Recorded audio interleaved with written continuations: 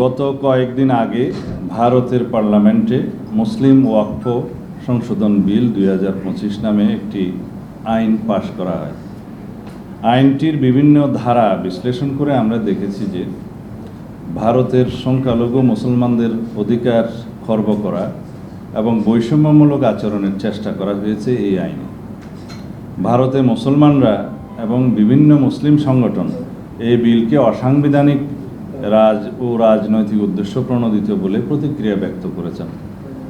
ওয়াকফ হল ইসলামী দানের একটি প্রাচীন ব্যবস্থা। ওয়াকফের মাধ্যমে কোনো ব্যক্তি স্থায়ীভাবে সাধারণ জমির মতো কোনো সম্পত্তি ধর্মীয় বা জনহিতকর কাজে ব্যবহারের জন্য দান করেন। এই ধরনের ওয়াকফ সম্পত্তি বিক্রি করা বা কারো নামে হস্তান্তর করা যায় না। ভারতের জনসংখ্যার 14% অর্থাৎ প্রায় 20 কোটি মুসলমানদের ধর্মীয় ঐতিহ্য, অধিকার, সংস্কৃতি ও স্বার্থবিরোধী এই আইনকে অপব্যবহারের যথেষ্ট সুযোগ রয়েছে, যা ইসলামী ধর্মীয় প্রতিষ্ঠানসমূহের পরিচালনার ক্ষেত্রে ব্যাপক বিপর্যয়কর পরিস্থিতি সৃষ্টি করতে পারে। ভারতে ওয়াকফ বোর্ডগুলোর অধীনে প্রায় 10 লক্ষ একর সম্পত্তির মধ্যে অধিকাংশই ব্যবহৃত হয় মসজিদ, মাদ্রাসা, কবরস্থান ও এতিমখানার মতো জনকল্যাণমূলক কাজে। নতুন আইনে পরিচালনা বোর্ডে অমুসলিম সদস্যদের অন্তর্ভুক্তির বিষয়টি বিতর্কের সৃষ্টি করেছে, যার ফলে মুসলিম নাগরিকদের সাংবিধানিক অধিকার ক্ষুণ্ণ হতে পারে।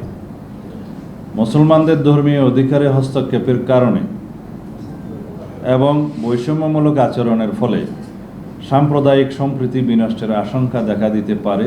এরকম কোনো পদক্ষেপ রাষ্ট্রীয় পর্যায় থেকে গ্রহণ করা সমীচীন নয় বলে আমরা মনে করি। ভারতে অন্যান্য ধর্মাবলম্বীদের এই জাতীয় বোর্ডে অথবা কোনো আইনি সংগঠনে ভিন্ন ধর্মাবলম্বীদের কোনো অন্তর্ভুক্তি দেখা যায় না। সেক্ষেত্রে এই আইনটি একটি বৈষম্যমূলক আইন হিসেবে বিবেচিত হবে।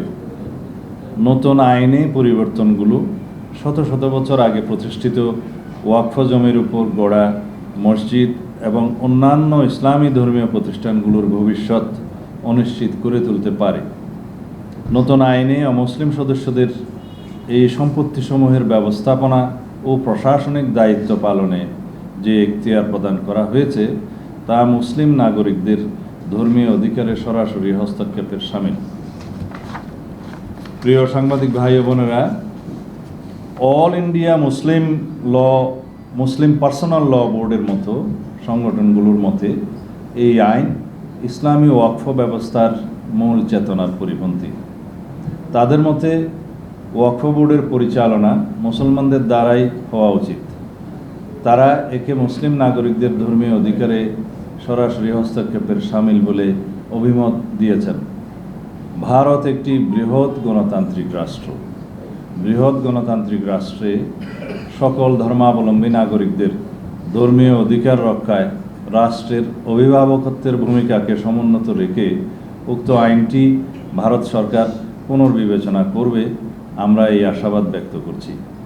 আঞ্চলিক সাম্প্রদায়িক সম্প্রীতি বজায় রাখতে এই পদক্ষেপ একটি ঐতিহাসিক ভূমিকা পালন করবে বলে আমরা মনে করি।